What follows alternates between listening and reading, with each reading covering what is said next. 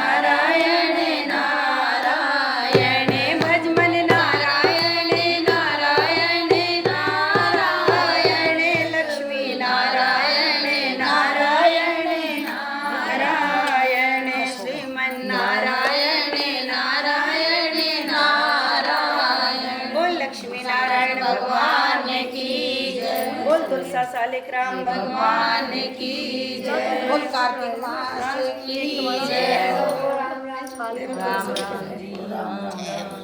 आपको भी पीछे वालों को भी राम बोल कार्तिक मास की जय हो। और आज की कथा में राजा पृथु ने कहा कि नारद जी, आपने तुलसी के इतिहास, व्रत और महात्म्य के बारे में कहा। अब ये बताने की कृपा कीजिए कि कार्तिक मास में क्या और भी किसी देवता की पूजा की जाती है, ये मुझे समझा कर बताइए। नारद जी ने कहा, पहले समय में पर्वत के निकट कर्तिपुरा में एक धर्मात्मा धर्मदत्त नाम के ब्राह्मण रहा करते थे। वो भगवान विष्णु के परम भक्त थे। एक दिन कार्तिक मास में वो एक पहर रात शेष रहने पे जागरण के लिए भगवान विष्णु के मंदिर में अपनी समस्त सामग्रियों को लेकर जा रहे थे और मार्ग में उसने एक बहुत भयंकर राक्षसनी को देखा, जिसके बड़े बड़े दांत, लपकती हुई जीभ और लाल लाल नेत्र थे। उनका शरीर नंगा और मांस से रहित था। ऐसी राक्षसनी धर्मदत्त ब्राह्मण को मिली और कहते हैं, उस भयंकर राक्षसनी को देखकर धर्मदत्त जो थे वो बुरी तरह डर के कांपने लग गए। और उसके बाद कहते हैं, अन्य कुछ उपाय उनको नहीं सूझा और कहते हैं उन्होंने पूजा वाली थाली और जल का लोटा उसके ऊपर उठा के फेंक दिया डर के मारे। और उसके बाद कहते हैं, क्योंकि उसमें भगवत नाम का जप करते हुए वो सामग्री और जल का लोटा जिसमें तुलसी दल पड़ा हुआ था उन्हें मारा था। इससे उस राक्षसनी के जन्म जन्मांतर के जो पाप थे वो सब नष्ट हो गए। और कहते हैं उसे अपना पूर्व जन्म याद आ गया। हाथ जोड़कर धर्मदत्त के चरणों में गिर पड़ी और बोली कि हे विप्र, मैं पूर्व जन्म के कर्मों के फल से इस अवस्था में राक्षस योनि को प्राप्त हुई हूँ। नारद जी ने कहा कि राजन, इस प्रकार प्रणाम करते देखकर विस्मित होकर धर्मदत्त ने पूछा कि तेरी ये अवस्था किस कर्म के फल के द्वारा हुई है? तूने पूर्व जन्म में ऐसा क्या कर्म किया था, क्या चरित्र था और कहाँ रहती थी, ये सब कुछ मुझे बता। उस राक्षसनी का नाम कलहा था। बोला, उस राक्षसनी ने कहा कि हे ब्राह्मण, सौराष्ट्र में भिक्षुक नाम के एक ब्राह्मण रहा करते थे, ये उसका पूर्व जन्म है। और कहते हैं, मैं उनकी पत्नी थी, मेरा स्वभाव बड़ा ही निष्ठुर था। मैंने अपने पति को कभी भला नहीं चाहा और ना उन्हें कभी अच्छा भोजन और मिठाई ही खाने को दी। मैंने प्रतिदिन उनसे लड़ाई झगड़ा किया। मुझे इस प्रकार का झगड़ालू देखकर नित्य प्रति कलह से तंग आकर मेरे पति ने दूसरा विवाह करने का निश्चय किया। ये सुनकर मेरा पति दूसरा ब्याह से पहले ही विष खाकर मैंने आत्महत्या कर ली। हाँ, और कहते मेरी मृत्यु के बाद यमदूत मुझे आए और मुझे गदा से मारते हुए यम के पास लेकर गए। यमराज ने मुझे देखकर चित्रगुप्त से पूछा कि हे चित्रगुप्त, इसने अपने जीवन में क्या कर्म किया है? जो भी कर्म इसने किया है उसका फल इसे भोगना होगा। कलहा ने कहा कि ब्राह्मण, चित्रगुप्त ने यमराज से कहा कि इसने अपने जीवन में कभी कोई अच्छा काम नहीं किया है। ये अपने पति को सदा खराब भोजन दे करके स्वयं अच्छा भोजन ग्रहण करती थी, इसीलिए अब ये विष्ठा खाने वाली, गंध खाने वाली होगी। और कहते हैं इसे सूअर का जन्म दिया जाए। इस पाप से देख लीजिए क्या जन्म मिलता है। स्वयं थोड़ा सा खराब खा लिया जाए, लेकिन जो आपके आश्रित हैं उन्हें भोजन अच्छा देना चाहिए। और कहते हैं क्योंकि अकेले ही भोजन बना करके और ग्रहण करती थी, कभी भी कहते हैं सनातन धर्म कहता अकेले भोजन बना के कभी नहीं खाना चाहिए। आप अकेले हो फिर भी पशु पक्षी किसी के नाम से निकाल दो। और उसके बाद कहते हैं वो अपने बच्चों को खाने वाली बिल्ली होगी। अकेले जो भोजन बना के खाता है वो बिल्ली का जन्म मिलता है, और जो अपने पति को मिठाई उठाई नहीं खिलाता वो सूअर बनता है, देख लेना। और उसके बाद कहते हैं इसने अपने जबरदस्ती खिलाई करो। उसने अपने पति पर क्रोध, और कहते हैं इसने अपने पति पर क्रोध किया था और आत्महत्या की थी, इसीलिए इसको प्रेत योनि, आत्महत्या करने वालों को कभी मुक्ति नहीं मिलती है, इसीलिए प्रेत योनि मिली। अब आप इसको दूतों के द्वारा मरु स्थान में भेज दीजिए।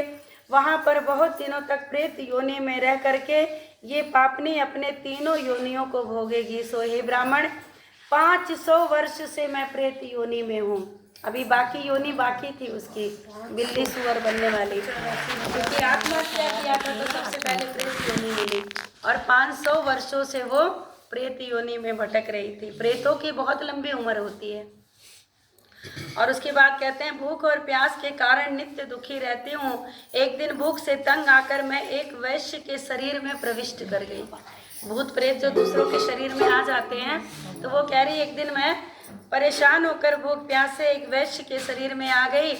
उसके शरीर के द्वारा मैं कृष्णा और वेणी के संगम तट पे पहुंच गई। वो वैश्य जो था स्नान करने गया और उसके शरीर में ये प्रेतनी थी।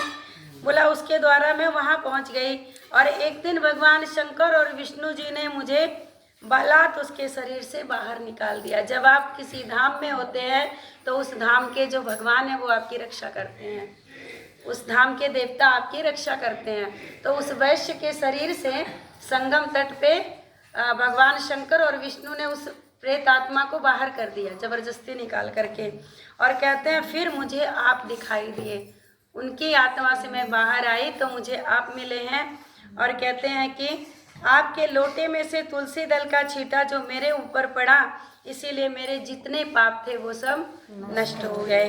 और हे द्विजो उत्तम, अब आप मुझे बताइए कि आगे जो मुझे 3 योनियां अभी भुगतनी हैं, और प्रेत शरीर से मैं उन योनियों से किस तरह से बच सकती हूँ, कैसे मेरी मुक्ति हो सकती है।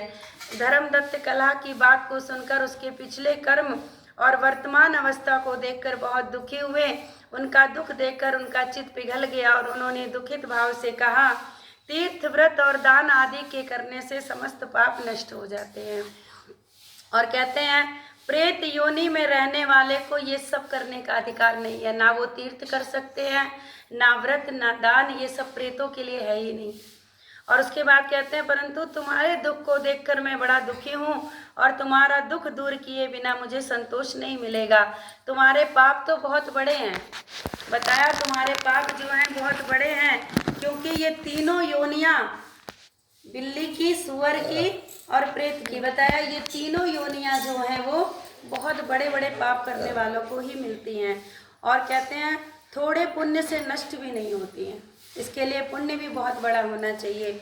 लेकिन मैं तुम्हें इस योनि से अवश्य छुड़ाऊंगा, इसीलिए मैंने अब तक कार्तिक मास का जो व्रत किया, स्नान किया, उसका आधा पुण्य मैं तुम्हें देता हूँ। धर्मदत्त ने आधा कार्तिक मास का पुण्य कलह को दे दिया, क्योंकि यज्ञ दान तीर्थ कहते हैं सबके सब निश्चय ही कार्तिक व्रत के पुण्य के समान नहीं है। देवऋषि नारद बोलते हैं कि राजन, इतना कहकर धर्मदत्त ने उनको ओम नमो भगवते वासुदेवाय 12 मंत्र सुनाया। और 2 मिनट के लिए हम भी कहते हैं, ओम नमो भगवते वासुदेवाय, ओम नमो भगवते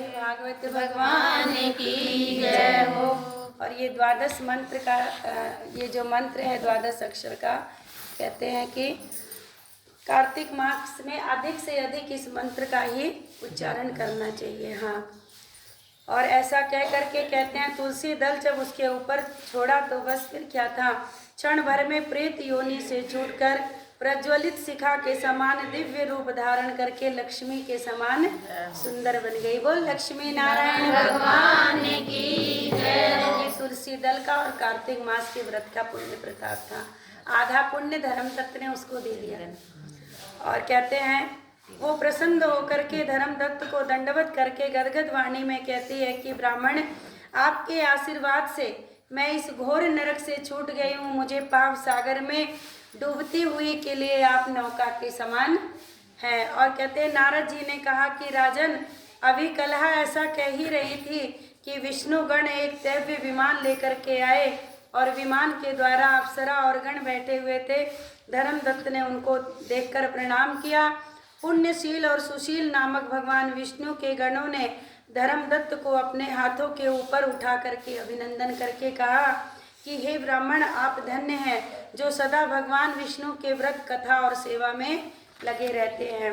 आपने जो अपने बाल्यकाल के पवित्र और शुभ कार्तिक व्रत किया था, उसका आधा फल आपने कलहा के पूर्व जन्म के एकत्रित पापों को नष्ट कर दिया देकर।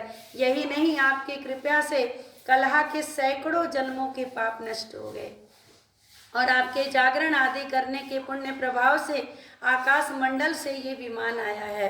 और हे ब्राह्मण, अब हम उसे भली बातें के भोगों से युक्त वैकुंठ में लेकर जा रहे हैं।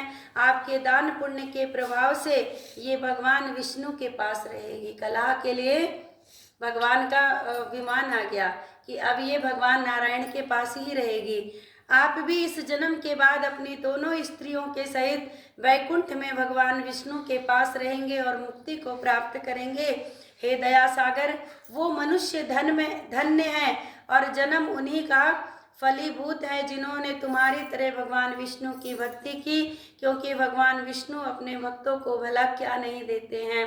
जिन्होंने प्राचीन काल में उत्तानपाद के पुत्र को ध्रुव पर पहुंचाया और जिसके सुमिरन मात्र से प्राणियों को मुक्ति मिल जाती है। प्राचीन काल में विष्णु ने केवल अपने नाम के स्मरण से ही अपने आप के द्वारा पकड़े हुए हाथी को हस्त योनि से मुक्त करके जय नाम देकर अपना पार्षद बना लिया। जय और विजय। और कहते हैं तुमने उसी विष्णु की सेवा की है, इसीलिए तुम अपनी दोनों स्त्रियों सहित 1000 वर्ष तक भगवान विष्णु के पास निवास करोगे। ये भगवान की भक्ति का फल है।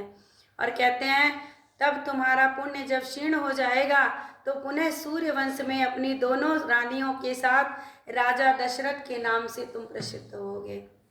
ये धर्मदत्त का अवतार था, राजा दशरथ का।